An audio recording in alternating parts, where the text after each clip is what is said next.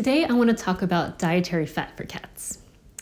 Together with protein, it makes up the main sources of energy in a raw diet. When feeding a raw or freshly cooked diet, getting the ratio of protein to fat is really important. Why? Because if you're not careful, what you think is a diet that contains a lot of protein could actually be one that is protein deficient. Fats are an important part of a diet for many reasons. It provides essential fatty acids that the body has to get from food.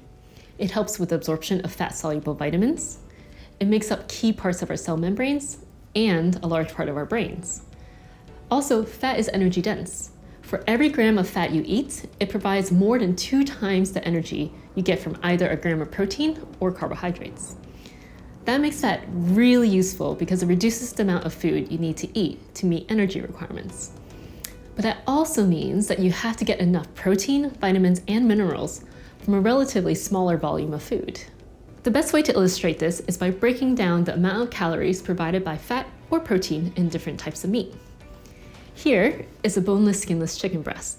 It has about 2.5% fat, which is a pretty lean type of meat. If I feed my cat 100 grams of this chicken breast, from a caloric perspective, I'm feeding her about 80% of her calories from protein and 20% of her calories from fat.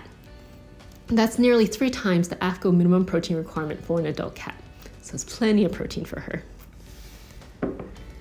Then, let's take a look at this lamb mince. It has about 15% fat, which is a common amount found in grocery stores. For example, mince for a juicy burger has somewhere between 17 to 25% fats. So what happens if I feed my cat 100 grams of this meat? Well, then she is only getting 32% of her calories from protein and a whopping 68% of her calories from fat.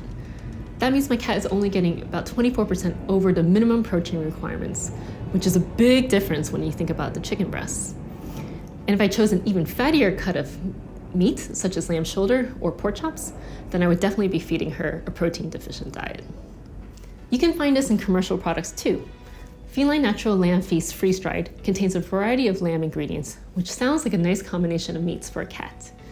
But when you look at the macronutrients of the diet, you start to realize that the fat content is quite high, and the protein content is actually lower than what you might think. The fat comes out to nearly 70% of calories, and the protein only about 30% of calories.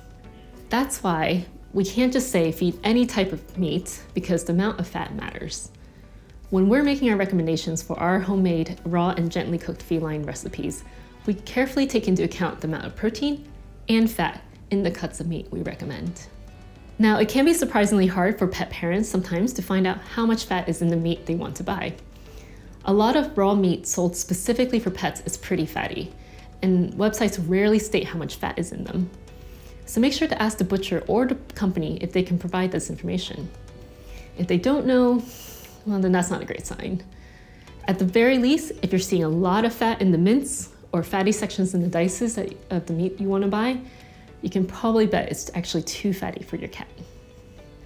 Now, I hope you found this helpful. Please check out our blog in the link below to find out more information on this topic. It also links to our recipes for cats.